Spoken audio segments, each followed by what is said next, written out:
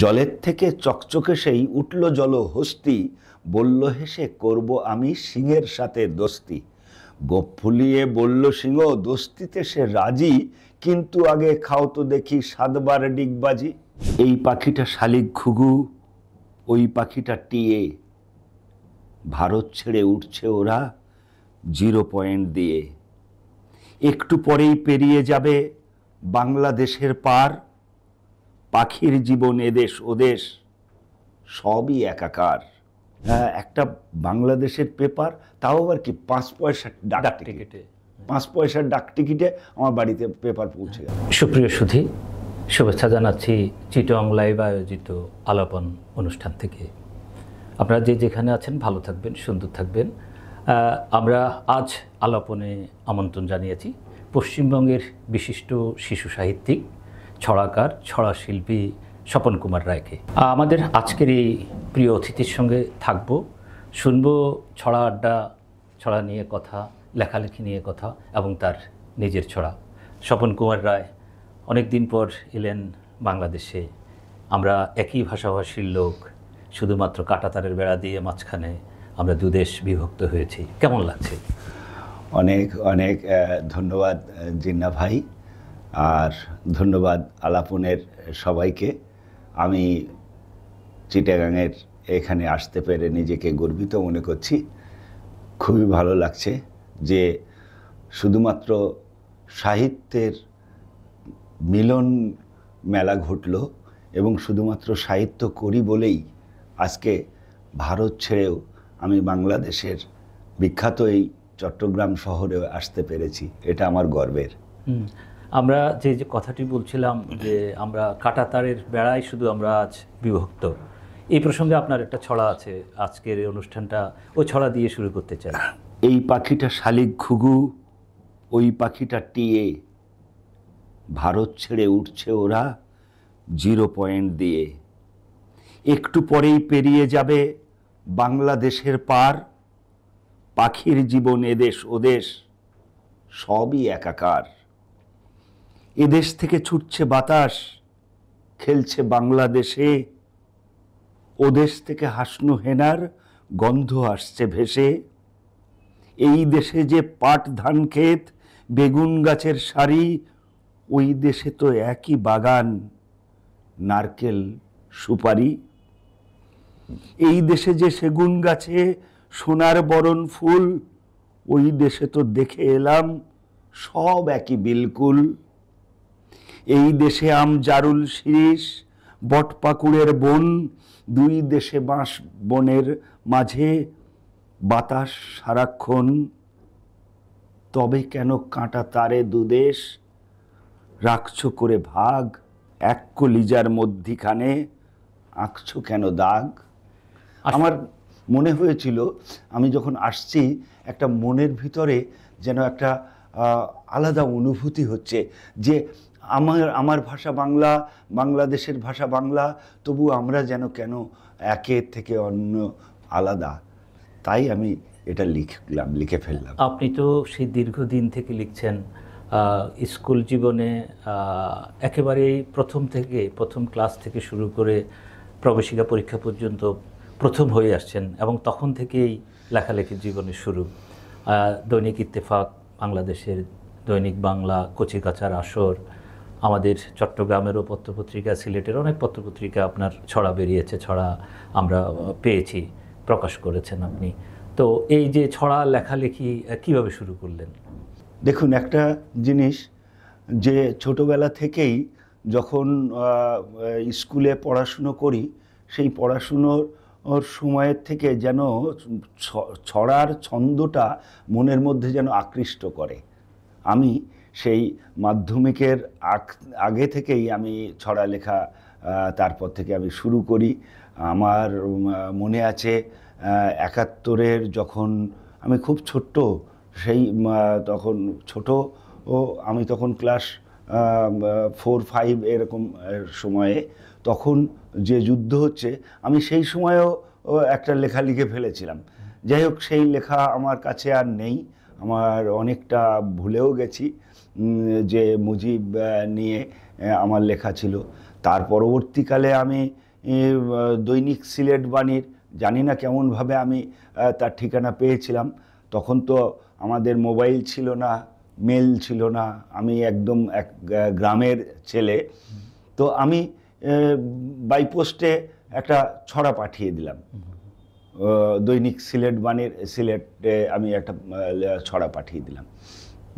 তো দেখি তার কিছুদিন পর আমার ছড়াটা ছাপা হয়ে বাই পোস্টে আমার বাড়িতে পেপারটা পৌঁছলো। আমি অভিভূত হয়ে গেলাম যে একটা বাংলাদেশের পেপার, তাও আবার কি 5 পয়সার ডাক টিকিটে, 5 পয়সার ডাক টিকিটে আমার বাড়িতে পেপার পৌঁছে গেল। তখন তো বেশিরভাগ সময় আমরা বা আপনারা পোস্টকার্ডের মধ্যে লেখালেখি করতেন। এই পোস্টকার্ড কিন্তু আন্তর্জাতিকভাবে স্বীকৃত ছিল।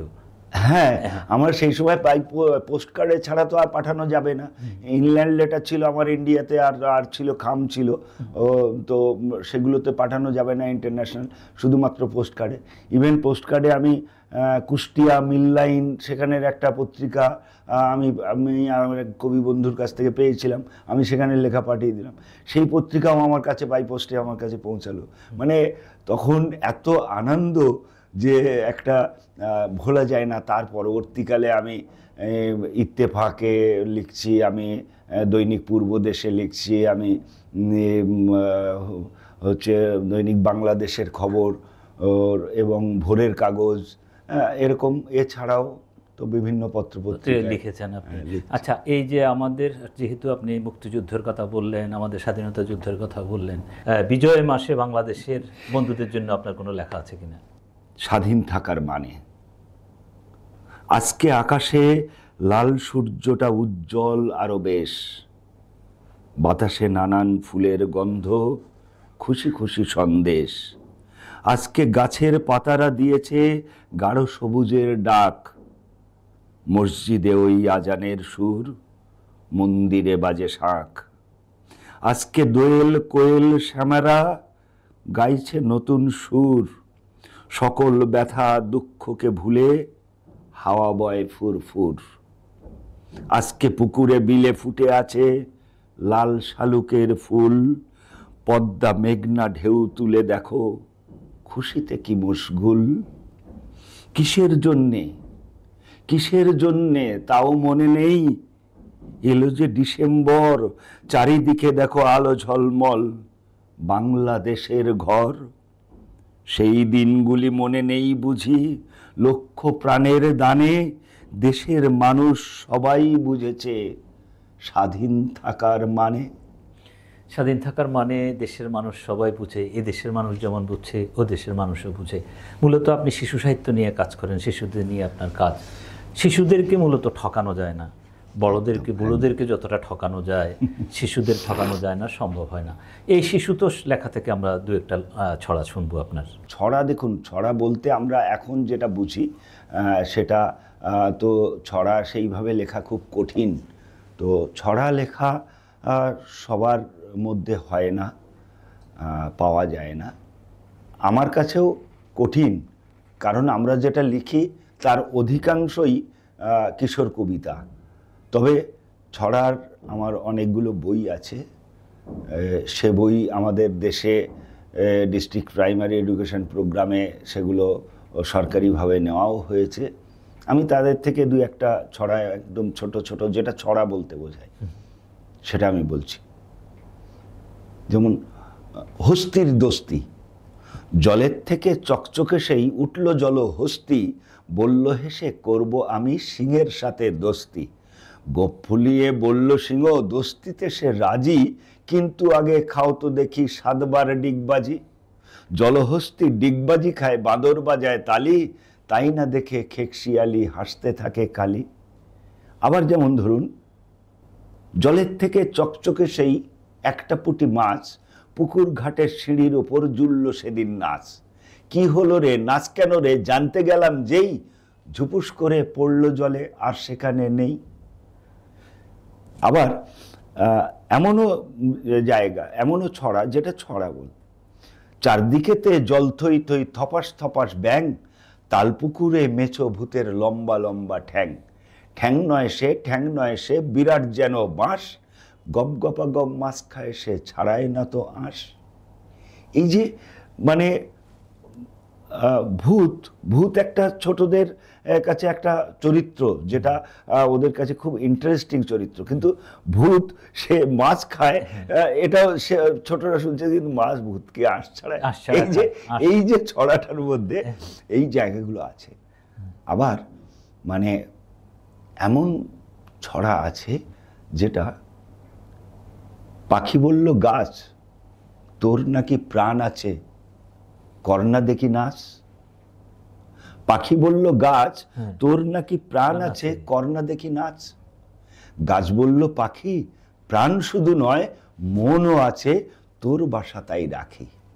কি সুন্দর, কি চমৎকার, যে পাখিকে বাসা বাঁধার সুযোগ করে দেয় কিন্তু সেই গাছ, যে আমার বাসাটাকে আমি ফেলে দিই না, আমি ডাল দিয়ে আমি তোমার বাসাটাকে আমি আঁকড়ে রাখার চেষ্টা করি, আমার মনও আছে, প্রাণও আছে, আমরা বলি। কিন্তু এইটা ছোটদের কাছে একটা বিরাট, যেমন আমরা বলি জলে জীবন। মাছ বলল জল তুই কি করে জীবন হলি, জ্যান্ত কি তুই বল। জল বলল মাছ রে যাচ্ছি আমি আকাশেতে, বাস দেখি তুই মাছ রে।